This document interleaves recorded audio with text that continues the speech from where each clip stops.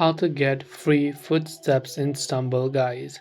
Hey everyone, welcome to the channel. In this video I'm going to guide you on how you can get free footsteps in Stumble, guys. So without any further ado or delay, let's get started. Now, to get free footsteps within Stumble, guys, you can basically complete special event tires. So here, if you launch the game, you can go to the events tab and you can choose to complete all of these events that the game gives you.